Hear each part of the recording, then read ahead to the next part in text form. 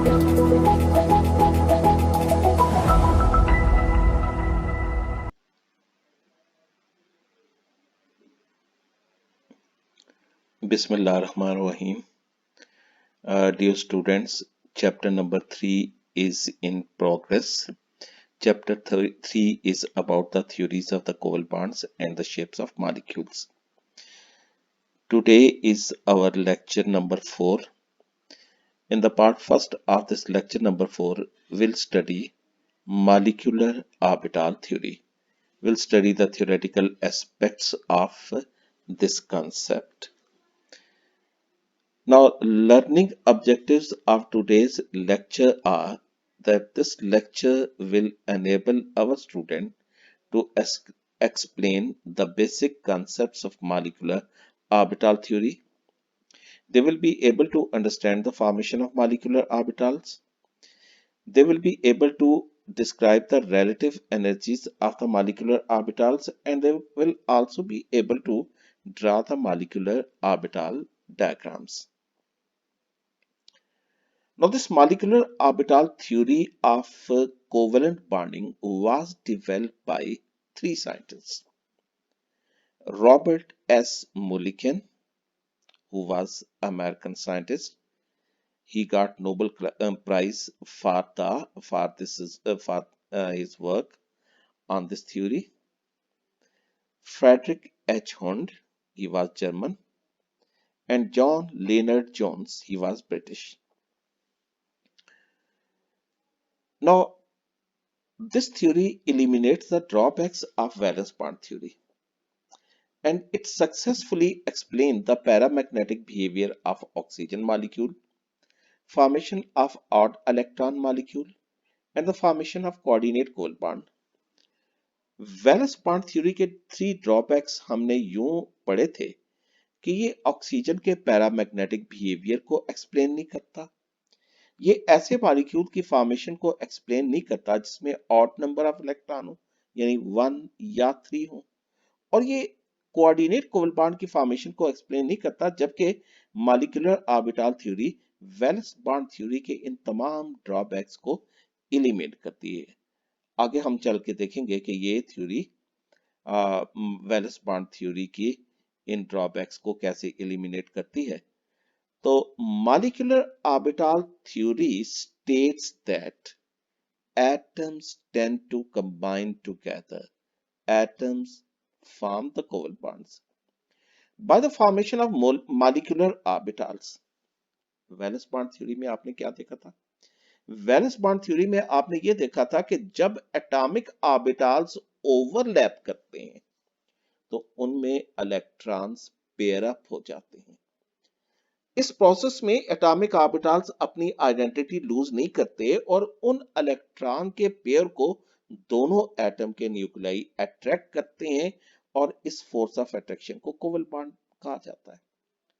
लेकिन valence bond theory के कुछ ड्रॉबैक्स की वजह से अब ये जो नई थ्योरी प्रेजेंट की गई, इस थ्योरी के मुताबिक जब एटम एक दूसरे के साथ कंबाइन करते हैं तो इस प्रोसेस के दौरान क्या होता है? मॉलिक्यूलर ऑर्बिटल्स प्रोड्यूस होते हैं। अब जरा फर्क समझ लीजिए कि एटॉमिक ऑर्बिटल और मॉलिक्यूलर ऑर्बिटल में फर्क क्या होता है। Atomic orbital maximum electron density का वो रीजन है जो सिर्फ एक एटम के न्यूक्लियस को सराउंड करता है। मिसाल के तौर पे हाइड्रोजन का एटम है तो न्यूक्लियस के बाद जो इलेक्ट्रॉन डेंसिटी है वो इलेक्ट्रॉन डेंसिटी सिर्फ एक एटम के न्यूक्लियाई को सराउंड करती है, उसे एटॉमिक ऑर्बिटल कहेंगे। लेकिन जब दो हाइड्रोजन एटम कंबाइन करेंगे तो दोनों की कंबाइन इलेक्ट्रॉन डेंसिटी दोनों के न्यूक्लियाई को सराउंड करेगी, उसे क्या कहेंगे? Molecular orbital. तो मैं बात ये कर रहा था कि मॉलिक्यूलर ऑर्बिटल थ्योरी के मुताबिक दो एटम के दरमियान कोवलेंट बॉन्ड जब बनता है तो इस प्रोसेस के दौरान मॉलिक्यूलर ऑर्बिटल्स की फॉर्मेशन होती है, and these molecular orbitals are associated with whole molecule. और ये मॉलिक्यूलर ऑर्बिटल जो हैं ये तमाम जो है वो मॉलिक्यूल का हिस्सा होते हैं, यानी ये जो है वो किसी एक एटम के न्यूक्लियाई के साथ एसोसिएट नहीं होते, वो फुल यानी तमाम जो न्यूक्लियाई हैं बॉन्डेड एटम उनके साथ एसोसिएटेड होते हैं। और इन मॉलिक्यूलर ऑर्बिटल की फॉर्मेशन कैसे होती है?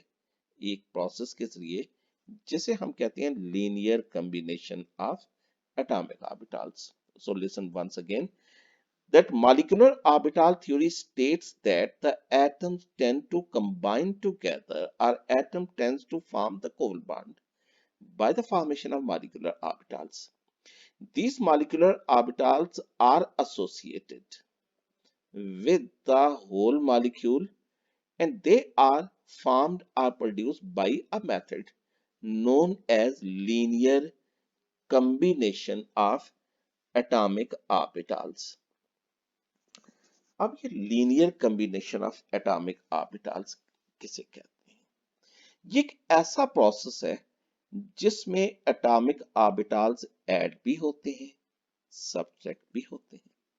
तो क्या होता क्या इसमें कि when two atoms approach each other, all the atomic orbitals in the valence shell overlap, whether they are half filled or completely filled. आपने वैलेंस बॉन्ड थ्योरी में क्या पढ़ा था कि जब दो एटम एक दूसरे को अप्रोच करते हैं तो उनके के सिर्फ वैलेंस शेल में मौजूद एटॉमिक ऑर्बिटल ओवरलैप करते हैं।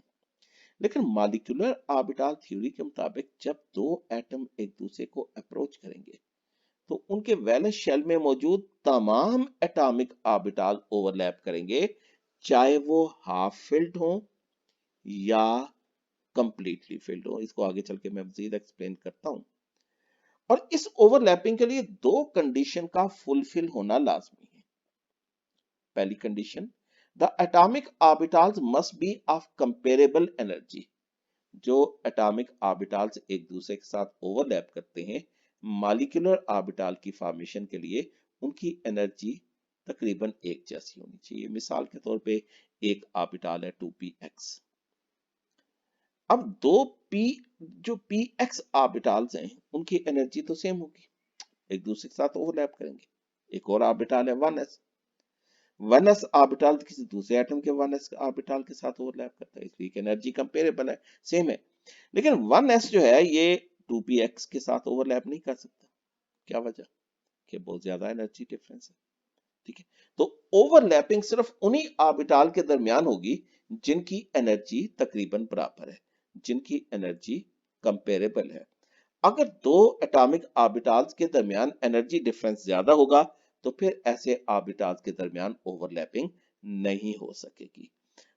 अच्छा, दूसरी कंडीशन क्या है कि जो एटॉमिक ऑर्बिटल्स एक दूसरे के साथ ओवरलैप कर रहे हैं उनकी सिमेट्री बॉन्ड एक्सिस पर एक जैसी होनी चाहिए।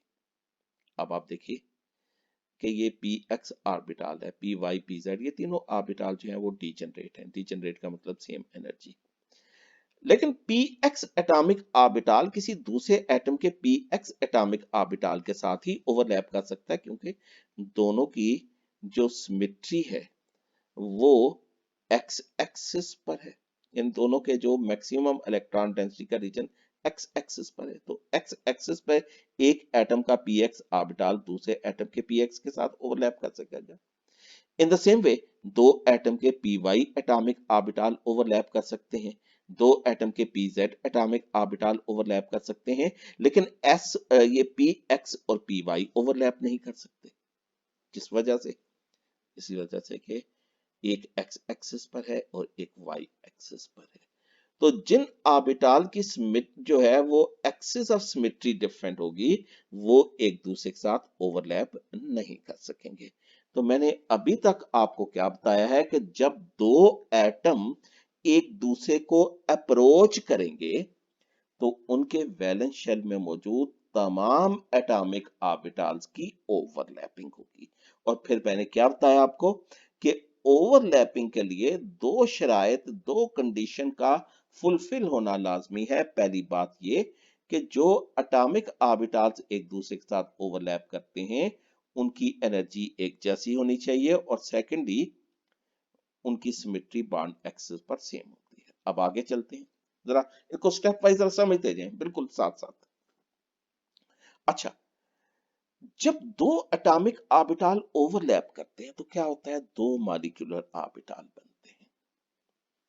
एटॉमिक ऑर्बिटल और मॉलिक्यूलर ऑर्बिटल में मैंने फर्क थोड़ी देर पहले आपको बताया। एक बनता है बॉन्डिंग मॉलिक्यूलर ऑर्बिटल, दूसरा बनता है एंटी बॉन्डिंग मॉलिक्यूलर ऑर्बिटल। ये जरा आप देखिएगा, ये दो एटम के s ऑर्बिटल हैं, जब ये एक दूसरे के साथ ओवरलैप करेंगे तो एक बनेगा बॉन्डिंग मॉलिक्यूलर ऑर्बिटल और दूसरा बनेगा एंटी बॉन्डिंग मॉलिक्यूलर ऑर्बिटल। हम ये कहते हैं कि bonding molecular orbital is formed by addition of two 1s atomic orbitals, यानी एक 1s दूसरे s के साथ ओवरलैप करता है तो बॉन्डिंग मॉलिक्यूलर ऑर्बिटल बनेगा। जबकि दूसरा जो एंटी बॉन्डिंग मॉलिक्यूलर ऑर्बिटल है, this is formed by subtraction of two atomic orbital. अच्छा, एक और जरा फर्क देखिएगा कि बॉन्डिंग मॉलिक्यूलर ऑर्बिटल में दो न्यूक्लियाई के दरमियान इलेक्ट्रॉन डेंसिटी ज्यादा है, मैक्सिमम है, जबकि एंटी बॉन्डिंग मॉलिक्यूलर ऑर्बिटल में दो न्यूक्लियाई के दरमियान इलेक्ट्रॉन डेंसिटी जीरो या मिनिमम है। ये जीरो इलेक्ट्रॉन डेंसिटी का रीजन नोड या नोडल प्लेन कहलाता है। तो जब दो एटॉमिक ऑर्बिटल ओवरलैप करेंगे तो उस ओवरलैपिंग के नतीजे में क्या बनेगा, this will result in the formation of two molecular orbital. The first will be the bonding molecular orbital and the second one will be the anti bonding molecular orbital.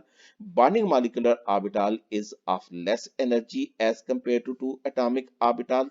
Anti-bonding molecular orbital is of high energy as compared to atomic orbital. Bonding molecular is formed by addition of two atomic orbitals, and anti-bonding molecular orbital is formed by subtraction of two atomic orbital। और ये method क्या कहलाता है, this is known as the linear combination of atomic orbitals. ये इसको हम एक और तरह से अब जरा स्टडी करने की कोशिश करते हैं। ये जरा बुक से हट के मैं बात बता रहा हूँ आपको कि फर्क पता चले आपको कि वैलेंस बॉन्ड थ्योरी और मॉलिक्यूलर ऑर्बिटल थ्योरी में बेसिकली फर्क क्या है। अच्छा, हमने ये इससे प्रीवियस चैप्टर में पढ़ा है कि इलेक्ट्रॉन पार्टिकल के तौर पे भी बिहेव करता है और वेव के तौर पे भी बिहेव करता है। Suppose this is the wave associated with an electron. ये फर्स्ट एटम है और उसके ऑर्बिटल में मौजूद जो इलेक्ट्रॉन के साथ ये जो एसोसिएटेड वेव है, इन द सेम वे ये सेकंड एटम है और उसके इलेक्ट्रॉन के साथ ये एसोसिएटेड वेव है। ये दो एटम जब एक दूसरे को अप्रोच करते हैं तो उनके इलेक्ट्रॉन्स की जो वेव है, जिनको मैं इलेक्ट्रॉन वेव कहूंगा, वो सेम फेज में भी हो सकती हैं और ऑपोजिट फेज में भी हो सकती हैं। ठीक है, ये अभी आप 5b इसको रहने दीजिएगा, यानी ये जाहिर करती है एम्पलीट्यूड को, एम्पलीट्यूड ऑफ इलेक्ट्रॉन वेव। तो जब ये दोनों एटॉमिक ऑर्बिटल एक दूसरे के साथ ओवरलैप करेंगे तो ये दोनों एटम की जो इलेक्ट्रॉन वेव हैं, ये एक दूसरे के साथ इंटरफियर करेंगी। ये इंटरफेरेंस दो किस्म की है, एक है कंस्ट्रक्टिव इंटरफेरेंस और दूसरा डिस्ट्रक्टिव इंटरफेरेंस। अगर दोनों एटॉमिक ऑर्बिटल, दोनों एटम जो एक दूसरे को अप्रोच कर रहे हैं, उनके एटॉमिक ऑर्बिटल्स की जो इलेक्ट्रॉन वेव है वो अगर सेम फेज में है तो उनके दरमियान कंस्ट्रक्टिव ओवरलैपिंग होगी, यानी एक वेव का क्रस्ट दूसरी वेव के क्रस्ट के साथ ओवरलैप करेगा, एक वेव का ट्रफ दूसरे के साथ ओवरलैप करेगा, जिसकी वजह से अब एम्पलीट्यूड इंक्रीज कर जाएगा। ये जो सिचुएशन है ये रिप्रेजेंट करती है formation of bonding molecular orbital को। लेकिन अगर दो एटॉमिक ऑर्बिटल में मौजूद इलेक्ट्रॉन्स की इलेक्ट्रॉन वेव्स सेम फेज में नहीं है तो उनके दरमियान डिस्ट्रक्टिव इंटरफेरेंस होगी। डिस्ट्रक्टिव इंटरफेरेंस का मतलब यह है कि एक का क्रस्ट दूसरे के ट्रफ के साथ ओवरलैप करेगा, जिसकी वजह से ये इलेक्ट्रॉन डेंसिटी या इलेक्ट्रॉन वेव जो है ये डिक्रीज इन इसका एम्पलीट्यूड डिक्रीज हो जाएगा।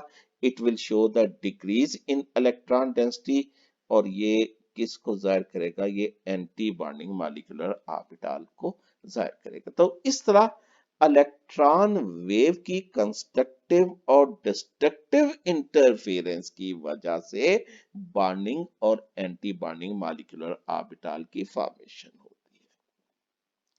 तो अभी तक बच्चों आपने क्या पढ़ा, जरा अभी हम शुरू से फिर देख लेते हैं कि मैंने आपको बताया कि जब दो एटम एक दूसरे को अप्रोच करेंगे तो उनके वैलेंस शेल में मौजूद तमाम एटॉमिक ऑर्बिटल ओवरलैप करेंगे, चाहे वो क्या कहते हैं हाफ फिल्ड हो या कंप्लीटली फिल्ड हो या एम्प्टी हो। ठीक है, और फिर मैंने आपको बताया कि उसकी ओवरलैपिंग के लिए दो कंडीशन है, एनर्जी का सेम होना और सिमेट्री का सेम होना। और जब ये ओवरलैप करेंगे तो फिर अभी हमने क्या पढ़ा कि दो मॉलिक्यूलर ऑर्बिटल बनेंगे, एक बॉन्डिंग और एंटी बॉन्डिंग। तो हम आगे प्रोसीड करने से पहले ये इन बॉन्डिंग और एंटी बॉन्डिंग मॉलिक्यूलर ऑर्बिटल में के दरमियान तमाम डिफरेंसेस जरा देख लेते हैं। What are the differences between the bonding and anti bonding molecular orbital? Now, molecular orbital formed by addition of atomic orbitals is called bonding molecular orbital. Molecular orbital formed by subtraction of atomic orbitals is called anti-bonding molecular orbital. यह मैंने आपको बता चुका हूं कि जब atomic orbitals के दरमियान एडिशन होगी लीनियर कॉम्बिनेशन के दौरान, तो ऐसी सूरत में बनने वाला मॉलिक्यूलर ऑर्बिटल बॉन्डिंग कहलाता है, जबकि लीनियर कॉम्बिनेशन के दौरान अगर दो एटम्स के दरमियान सब्ट्रैक्शन होगी तो बनने वाला molecular orbital anti bonding molecular orbital. Bonding molecular orbital has less energy as compared to the overlapping atomic orbital, whereas atomic orbital anti-bonding molecular orbital will have the greater energy as compared to the overlapping atomic orbital. Bonding molecular orbital और anti bonding में एक और फर्क ये देखिएगा कि bonding molecular orbital में दो न्यूक्लियाई के दरमियान इलेक्ट्रॉन फाइंडिंग की प्रोबेबिलिटी मैक्सिमम होती है। Probability of finding the electron is greater in the bonding molecular orbital, whereas the probability of finding an electron is less in anti-bonding molecular orbital. जहां पे electron की probability कम होती है उस reason को नोड या नोडल प्लेन कहते हैं। यहाँ पे electron density 0। Now, maximum electron density in bonding molecular orbital is in the internuclear distance and is greater. जब दो न्यूक्लियाई के दरमियान इलेक्ट्रॉन आ जाएंगे तो फिर उनके दरमियान एक तरह की शील्डिंग प्रोड्यूस हो जाएगी, दोनों न्यूक्लियाई उन इलेक्ट्रॉन को अट्रैक्ट करना शुरू कर देंगे, यानी फोर्स ऑफ अट्रैक्शन बढ़ जाएगी, रिपल्शन कम हो जाएगी। दो न्यूक्लियाई के दरमियान इलेक्ट्रॉन आ गए, अब वैसे तो न्यूक्लियाई पे पॉजिटिव चार्ज है, उन्होंने एक दूसरे को रिपेल करना था, तो अब क्या होगा, दरमियान में आ गया इलेक्ट्रॉन, तो उन इलेक्ट्रॉन को ये दोनों न्यूक्लियाई अट्रैक्ट करेंगे, रिपेल नहीं करेंगे और एक दूसरे को फिर रिपेल नहीं करेंगे। लेकिन एंटी बॉन्डिंग मॉलिक्यूलर ऑर्बिटल में क्या है, एंटी बॉन्डिंग मॉलिक्यूलर ऑर्बिटल में दो न्यूक्लियाई के दरमियान इलेक्ट्रॉन डेंसिटी मिनिमम है या तकरीबन तकरीबन 0 है। तो इसलिए क्या होगा, न्यूक्लियाई जो है वो एक दूसरे को की तरफ एक्सपोज है, जिसकी वजह से उनके दरमियान रिपल्शन बढ़ जाती है। जब इलेक्ट्रॉन बॉन्डिंग मॉलिक्यूलर ऑर्बिटल में एंटर होंगे तो बॉन्ड मजबूत होगा, स्टेबलाइज होगा। अगर electron anti bonding molecular orbital में जाएगा तो इलेक्ट्रॉन डिस्टेबलाइज होगा, यानी बॉन्ड जो है वो वीक हो जाएगा।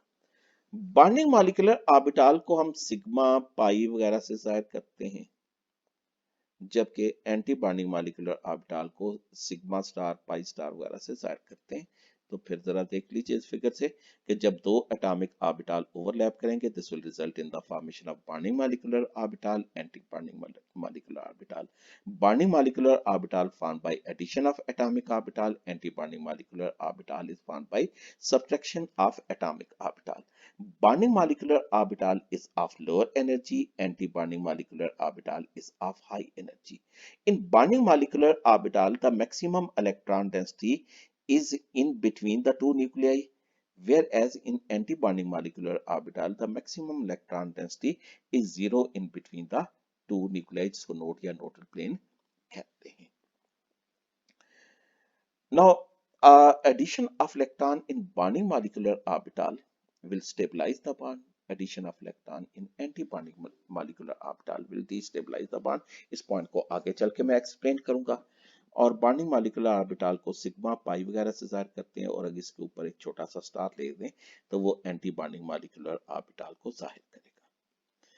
अच्छा बच्चों, हमने ये अभी तक डिफरेंस भी पढ़ ली है। अब एक और बात की जो पहले भी बताई थी लेकिन यहाँ पे एक्सप्लेन करनी जरूरी है कि जब दो एटॉमिक ऑर्बिटल ओवरलैप करते हैं तो दो मॉलिक्यूलर ऑर्बिटल बनेंगे। इसका मतलब कि जितने एटॉमिक ऑर्बिटल ओवरलैप करेंगे उतने ही मॉलिक्यूलर ऑर्बिटल बनेंगे। यानी सपोज हाइड्रोजन एटम के वैलेंस शेल में 1s एटॉमिक ऑर्बिटल है, तो दो हाइड्रोजन एटम के 2 एटॉमिक ऑर्बिटल यानी 1s एटॉमिक ऑर्बिटल ओवरलैप करेंगे, तो इसके नतीजे में क्या होगा, जो है वो 2 मॉलिक्यूलर ऑर्बिटल जो है वो प्रोड्यूस होंगे।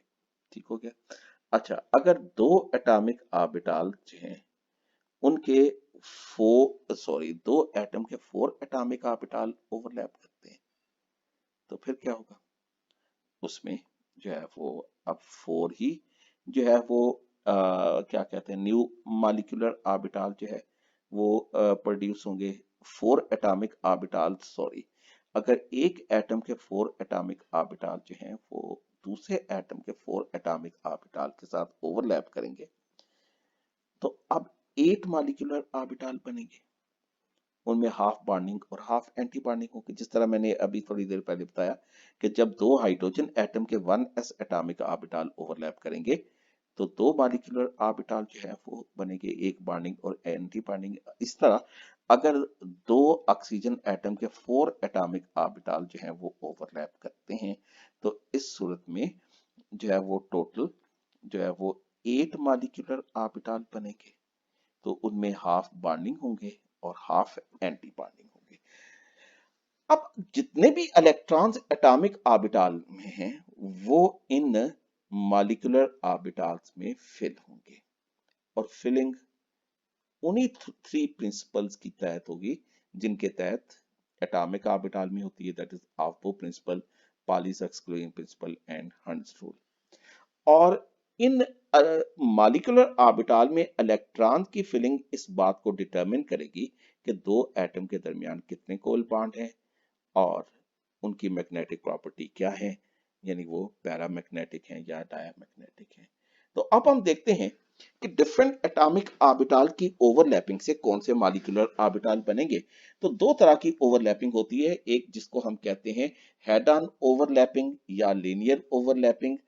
हेड ऑन या लीनियर ओवरलैपिंग कब होगी, जब दो एटम के s एटॉमिक ऑर्बिटल ओवरलैप करते हैं या p ऑर्बिटल ओवरलैप करते हैं या एक का s दूसरे के p के साथ ओवरलैप करता है। तो सबसे पहले हम देखते हैं कि जब दो एटम के s एटॉमिक ऑर्बिटल ओवरलैप करेंगे तो ओवरलैपिंग कहां पे होगी, बॉन्ड एक्सिस पर। आपको बताया कि दो एटम के न्यूक्लियाई के दरमियान ज्वाइन करने वाली इमेजिनरी लाइन बॉन्ड एक्सिस कहलाती है। और इसके नतीजे में क्या बनेगा, this will result in the formation of 2 molecular orbital. One is bonding molecular orbital lower energy का जिसको सिग्मा एस से जाहिर करते हैं, and other is anti bonding molecular orbital which is of high energy जिसको सिग्मा स्टार एस से जाहिर करते हैं। ये आपके सामने figure, first atom s atomic orbital, second atom s atomic orbital, this is overlapping. Overlapping will result in the formation of two molecular orbital, एक addition से एक subtraction से। एक क्या बनेगा बॉन्डिंग मॉलिक्यूलर ऑर्बिटल, दूसरा क्या बनेगा एंटी बॉन्डिंग। फर्क इनमें मैं बता चुका हूं, एक क्या होगा सिग्मा एस और दूसरा क्या होगा sigma star S. In the same वे जब दो एटम के p orbitals for example px atomic orbital bond axis पर ओवरलैप करते हैं तो ऐसी सूरत में बनने वाला बॉन्डिंग मॉलिक्यूलर ऑर्बिटल इसको सिग्मा px से जाहिर करते हैं, और एंटी बॉन्डिंग मॉलिक्यूलर ऑर्बिटल जो हाई एनर्जी का है इसको सिग्मा स्टार px कहते हैं। तो बॉन्डिंग मॉलिक्यूलर ऑर्बिटल में दो न्यूक्लियाई के दरमियान इलेक्ट्रॉन डेंसिटी मैक्सिमम है, एंटी बॉन्डिंग में दो न्यूक्लियाई के दरमियान नोड या नोडल प्लेन है, यानी इलेक्ट्रॉन डेंसिटी मिनिमम। अब हमारे पास बाकी जो p ऑर्बिटल रह गए वो py या pz है। जब ये एक दूसरे को अप्रोच करेंगे तो ये इनके दरमियान ओवरलैपिंग साइड वाइज होगी। उसकी वजह ये है कि उनके जो पैरेलल एक्सिस उनके एक्सिस एक दूसरे के पैरेलल होते हैं, तो साइड वाइज ओवरलैपिंग होती है। तो साइड वाइज ओवरलैपिंग से बनने वाला जो बॉन्डिंग मॉलिक्यूलर ऑर्बिटल है, ये side wise overlapping p y या पी जेड के दरमियान होगी, तो इससे बनने वाला bonding molecular orbital pi p y या पाई पी जेड कहलाएगा, और anti bonding pi star p y या पाई स्टार पी जेड कहलाएगा। अब इसमें एक और फर्क देख लीजिए कि बनने वाला जो बॉन्डिंग मॉलिक्यूलर ऑर्बिटल है, इसमें maximum electron density bond axis पर नहीं होगी, it will be maximum above and below the bond axis, यानी बॉन्ड एक्सिस पर नोडल प्लेन होगा। जबकि इसका जो एंटी बॉन्डिंग मॉलिक्यूलर ऑर्बिटल है, उसमें नोडल प्लेन दो होंगे, एक बॉन्ड एक्सिस, यानी बॉन्ड एक्सिस के ऊपर भी इलेक्ट्रॉन डेंसिटी मिनिमम है, और इसके परपेंडिकुलर भी इलेक्ट्रॉन डेंसिटी मिनिमम है। इसमें दो नोडल प्लेन आ गए। तो पी वाई के साथ ओवरलैप करता है, तो क्या बनेगा, pi p y and pi star p y. अगर पी जेड के साथ ओवरलैप करता है, तो इससे क्या बनेगा, pi p z and pi star p z, और दोनों में ये ओवरलैपिंग क्या होगी, this will be side wise overlapping. अब एक और बात देखिएगा कि पाई पी वाई और पाई स्टार पी वाई और pi p z pi star p z, अगर आप इनकी ओरिएंटेशन को देखें तो ये एक दूसरे के राइट एंगल पर है, यानी pi p y pi star p y y axis पर और उसके परपेंडिकुलर जेड एक्सिस पर pi p z pi star p z. Otherwise pi p y और पाई पी जेड आइडेंटिकल हैं, सेम एनर्जी के हैं, डीजेनरेट है। In the same way pi star p y और पाई स्टार पी जेड यानी anti bonding molecular orbital, ये भी identical है, डीजेनरेट है। तो इस तरह जब दो एटम के जो 6 पी ऑर्बिटल जब ओवरलैप करेंगे, तो इससे क्या बनेगा, this will result in the formation of 6 molecular orbitals, 3 bonding 3 anti bonding. ठीक है, जिस तरह मैंने जो है वो ये एक स्लाइड में बताया था कि जितने एटॉमिक ऑर्बिटल ओवरलैप करते हैं, उतने ही मॉलिक्यूलर ऑर्बिटल जो है वो बनते हैं। ऑक्सीजन के एटम में, एक एटम में 4 एटॉमिक ऑर्बिटल, दूसरे में 4 एटॉमिक ऑर्बिटल, तो टोटल 8 एटॉमिक ऑर्बिटल थे, तो 8 मॉलिक्यूलर ऑर्बिटल जो है वो बनेंगे। तो इन द सेम वे यहाँ पे अगर जो है वो 6 एटॉमिक ऑर्बिटल ओवरलैप कर रहे हैं, ये p x p y p z, तो 6 मॉलिक्यूलर ऑर्बिटल बनेंगे, और इसमें दो सिग्मा और सिग्मा स्टार होंगे, और बाकी pi p y pi star p y pi p z pi star p z. तो इसमें तो 6 बॉन्डिंग और 6 एंटी बॉन्डिंग होंगे। अच्छा, मैंने अभी थोड़ी देर पहले बताया कि इलेक्ट्रॉन जो हैं वो इन मॉलिक्यूलर ऑर्बिटल में फिल होंगे in the increasing order of their energies. तो अब आप ये देखिए कि किन मॉलिक्यूलर ऑर्बिटल की एनर्जी कम है, किसकी ज्यादा है, यानी एनर्जी लेवल क्या है। यहाँ पे इनको हम दो कैटेगरीज में डिवाइड करते हैं। सबसे पहले वो मॉलिक्यूलर ऑर्बिटल हैं जो कब बनते हैं, जब ऐसे एटम ओवरलैप करते हैं जिनका एटॉमिक नंबर 7 से ज्यादा है। ऐसी सूरत में जरा फिगर में देखिएगा, फिर ये 7 से अगर ज्यादा है, 1s ओवरलैप कर रहा है, क्या बना रहा है, sigma 1s and sigma star 1s। 2s के साथ ओवरलैप कर रहा है to form sigma 2s sigma star 2s। px के साथ ओवरलैप कर रहा है to form sigma 2px and sigma star 2px। py के साथ ओवरलैप कर रहा है to form pi 2py and pi star 2py। pz के साथ ओवरलैप कर रहा है to form pi z and pi star pz। अब आप देखिए कि इनका जो रिलेटिव एनर्जी लेवल है इन मॉलिक्यूलर ऑर्बिटल का, वो क्या है। सबसे कम energy sigma 1s, then sigma star 1s, उसके बाद ज्यादा एनर्जी सिग्मा 2s की, फिर सिग्मा स्टार 2s की। फिर सिग्मा टू पी एक्स, और फिर पाई टू पी वाई और पाई टू पी जेड, ये इक्वल एनर्जी के हैं, डीजेनरेट है। उससे ज्यादा energy pi star two p y और pi star two p z, ये भी डीजेनरेट है। और सबसे ज्यादा energy sigma star two p x की। अगर एटॉमिक नंबर 7 या इससे कम है, तो ऐसे एटम्स के जब एटॉमिक ऑर्बिटल ओवरलैप करेंगे तो इससे बनने वाली मॉलिक्यूलर ऑर्बिटल डायग्राम है उसमें थोड़ा फर्क होगा। उनमें मॉलिक्यूलर ऑर्बिटल की जो एनर्जी होगी उसमें थोड़ा फर्क आ जाएगा। Sigma 1s, sigma star 1s, sigma 2s, sigma star 2s। और फिर जरा पे देखिए कि यहाँ पे अब नेक्स्ट हाई एनर्जी के ऑर्बिटल्स क्या है, pi two p y, pi two p z. और उसके बाद नेक्स्ट हाई एनर्जी का ऑर्बिटल है सिग्मा टू पी एक्स। और फिर जो है pi two p y, pi star two p y, pi star two p z. और सबसे ज्यादा एनर्जी फिर आ जाती है sigma star two p x की। अब मैंने अभी आपको बताया कि अगर एटॉमिक नंबर 7 से कम है, 7 या 7 से कम है, तो ऐसी सूरत में जो मॉलिक्यूलर ऑर्बिटल का जो एनर्जी लेवल जो है उसमें थोड़ा सा फर्क होगा। अब इसकी रीजन क्या है, रीजन जरा समझ लीजिए। लेक्चर हमारा रोजाना ही थोड़ा सा लेंथी हो जाता है जी बेटा। अच्छा बच्चे, ये सिचुएशन नाइट्रोजन में क्या होता है कि इस 2s और 2px के दरमियान एनर्जी डिफरेंस कम होता है। एनर्जी डिफरेंस कम होने की वजह से ये एक दूसरे के क्लोज होते हैं, एक दूसरे के साथ मिक्सअप हो जाते हैं। एक एटम का 2s उसी एटम के 2px के साथ स्लाइटली मिक्सअप कर जाएगा, दूसरे नाइट्रोजन एटम या दूसरे एटम का 2s उसके 2px के साथ मिक्सअप कर जाएगा। अब इस इंटरमिक्सिंग का क्या नतीजा होगा कि इस s ऑर्बिटल में प्योर s कैरेक्टर नहीं होगा, इसमें p कैरेक्टर भी शामिल हो जाएगा, इसमें s p कैरेक्टर। और इस px में भी प्योर px कैरेक्टर नहीं रहेगा, इसमें भी s कैरेक्टर शामिल हो जाएगा। अब जब मिक्स कैरेक्टर के ये ऑर्बिटल जब ओवरलैप करेंगे तो क्या होगा कि ये जो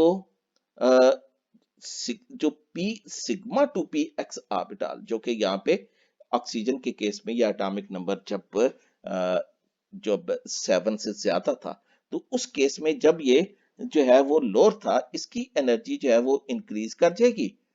और ये जो s ऑर्बिटल हैं इनकी एनर्जी डिक्रीज कर जाएगी। ये आप इस डायग्राम में देखिएगा कि ये जो सिग्मा टू जो है वो पी एक्स की एनर्जी इंक्रीज कर जाएगी, sigma star two p x की भी एनर्जी इंक्रीज कर जाएगी, और सिग्मा एस और सिग्मा स्टार टू एस इसकी एनर्जी डिक्रीज कर जाएगी, और बाकी एनर्जी लेवल सेम रहेगा। और अब इसका नतीजा क्या निकलेगा कि ये इस सिग्मा टू पी एक्स की energy pi two p y और पाई टू पी जेड के ऊपर चली गई, जिसकी वजह से अब एनर्जी लेवल जो है वो थोड़ा चेंज हो जाएंगे। तो जब भी आप मॉलिक्यूलर ऑर्बिटल डायग्राम ड्रा करेंगे तो आपने ये देखना है कि ये मॉलिक्यूलर ऑर्बिटल डायग्राम किन एलिमेंट्स के लिए है। ऐसे एलिमेंट के लिए है जिनके एटॉमिक नंबर जो है वो 8 या अबव है या फिर 7 तक है। अब जो आप ये देखिएगा कि आखिर में कि आपने मॉलिक्यूलर ऑर्बिटल डायग्राम कैसे ड्रा करनी है। मॉलिक्यूलर ऑर्बिटल डायग्राम ड्रा करने के लिए सबसे पहले आपने इलेक्ट्रॉनिक कॉन्फ़िगरेशन लिखनी ग्राउंड स्टेट में, और फिर मॉलिक्यूलर ऑर्बिटल पे काम कीजिएगा। इस मकसद के लिए आप पहले क्या कीजिए, आप 3 कॉलम ड्रा कर लीजिए, 2 लाइन से 3 कॉलम। ये 2 लेटरल कॉलम, ये किसके लिए हो जाएंगे, ये एटॉमिक ऑर्बिटल्स के लिए। और सेंटर वाला कॉलम किसके लिए हो जाएगा, ये मॉलिक्यूलर ऑर्बिटल्स के लिए। अच्छा, अब दोनों लेटरल कॉलम में आपने एटॉमिक ऑर्बिटल जो है वो लिखने हैं। ये फर्स्ट एटम का s एटॉमिक ऑर्बिटल, दूसरे एटम का s एटॉमिक ऑर्बिटल। अच्छा, जब ये एक दूसरे के साथ ओवरलैप करेंगे तो आप पढ़ चुके हैं कि इनके दरमियान एक बॉन्डिंग मॉलिक्यूलर ऑर्बिटल बनेगा, एक एंटी बॉन्डिंग बनेगा। अब इनको शो कैसे करना है? शो इस तरह करना है कि इस सेंटर वाले कॉलम में आप एक जो है ये बॉक्स या एक सॉलिड लाइन जो है उसको इन एटॉमिक ऑर्बिटल के एनर्जी लेवल से लोअर ड्रा कीजिए, और ये जो एक मॉलिक्यूलर ऑर्बिटल जो है इसका एनर्जी लेवल इन दोनों एटॉमिक ऑर्बिटल से ऊपर छू कीजिए। तो ये क्या हो जाएगा? एक लो एनर्जी का बॉन्डिंग मॉलिक्यूलर ऑर्बिटल जिसको सिग्मा 1s कहेंगे, और एक उसका anti bonding molecular orbital sigma star 2s कहेंगे।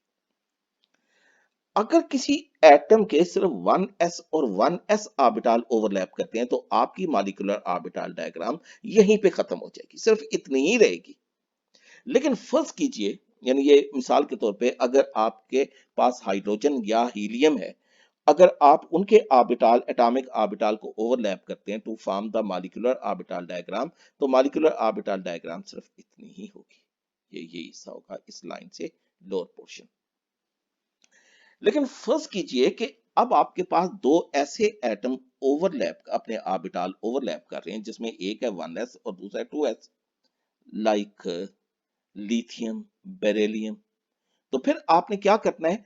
आपने इस 1s को शो नहीं करना, जो वैलेंस शेल से लोअर शेल है इसको शो नहीं करना, सिर्फ आपने 2s और 2s को शो करना है। यानी अब आपके पास जो मॉलिक्यूलर ऑर्बिटल डायग्राम ये सिर्फ ये इतना हिस्सा आ गया। अब आप क्या करेंगे?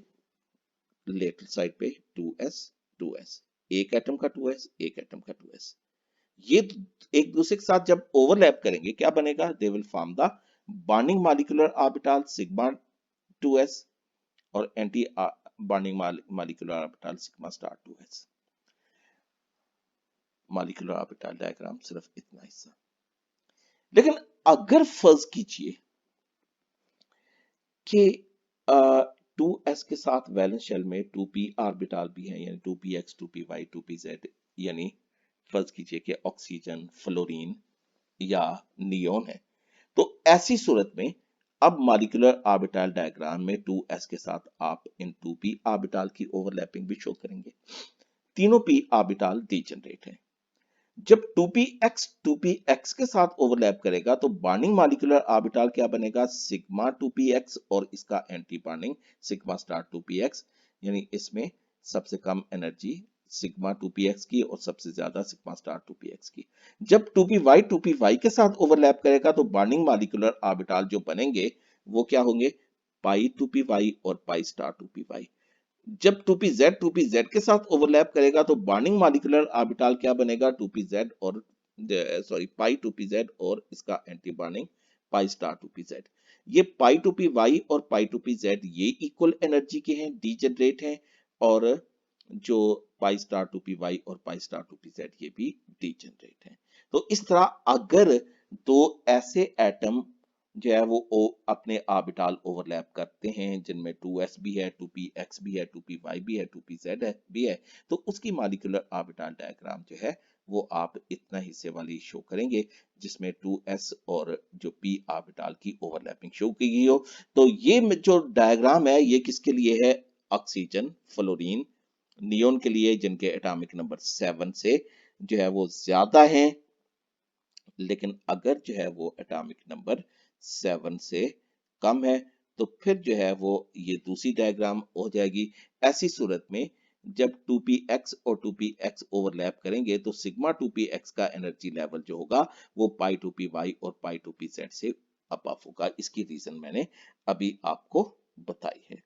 तो ये मॉलिक्यूलर ऑर्बिटल। अच्छा, इनमें इन एटॉमिक ऑर्बिटल में जितने भी इलेक्ट्रॉन हैं वो आप काउंट कर लें और यहां से आप शुरू कर लें फिल करने के लिए। फिल करते जाएं, उस वक्त तक फिल करते जाएं जब तक के तमाम मॉलिक्यूलर ऑर्बिटल ये फिल नहीं हो जाते, अवेलेबल इलेक्ट्रॉन से फिल नहीं हो जाते।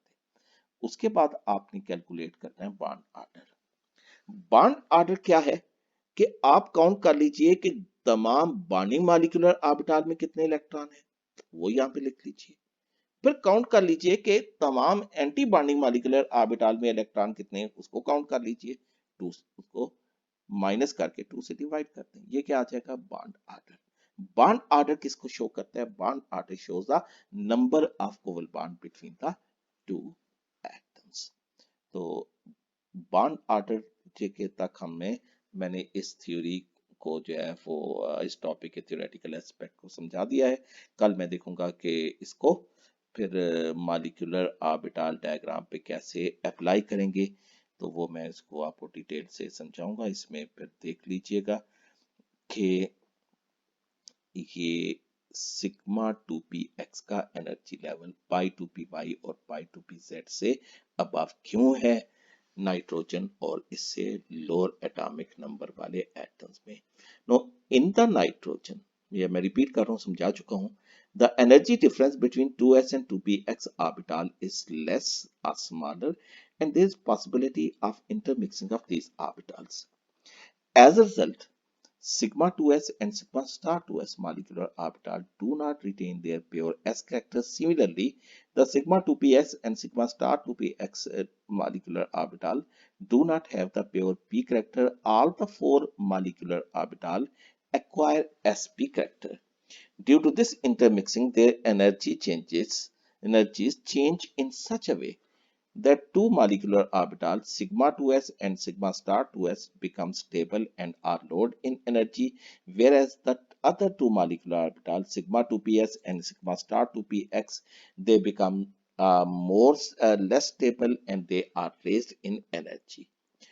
Since pi 2 py is equal to pi 2 pz remain unchanged, therefore sigma 2 px is raised to such an extent that it becomes higher in energy than pi molecular orbital, जिस तरह मैंने इस diagram के जरिए show किया कि ये इसमें 2s में 2px में एनर्जी डिफरेंस कम है, मिक्सअप हो गए, s में p करेक्टर, p में x करेक्टर, ठीक है। फिर देख लीजिए s p x ओवरलैप करके या मिक्सअप हो गए, s में p करेक्टर, p में x करेक्टर, यहां पे भी s में p करेक्टर, जो px में s करेक्टर। जब ये एक दूसरे के साथ ओवरलैप करेंगे तो रिजल्टिंग मॉलिक्यूलर ऑर्बिटल की एनर्जी कुछ इस तरह चेंज हो जाएगी कि px का एनर्जी लेवल इंक्रीज कर जाएगा, पाई यानी सॉरी सिग्मा px का एनर्जी लेवल इंक्रीज कर जाएगा, सिग्मा स्टार px का एनर्जी लेवल भी इंक्रीज कर जाएगा, जबकि सिग्मा s2s और सिग्मा स्टार 2s इनके एनर्जी लेवल डिक्रीज कर जाएंगे। इसका नतीजा क्या निकलेगा कि सिग्मा 2px का एनर्जी लेवल पाई 2py और पाई 2pz से इंक्रीज कर जाएगा। नेक्स्ट लेक्चर में हम इन मॉलिक्यूलर ऑर्बिटल डायग्राम को अप्लाई करेंगे in order to explain the formation of the covalent bond between the different atoms as well as we'll study their magnetic properties. Thank you very much, my dear students. Allah Hafiz.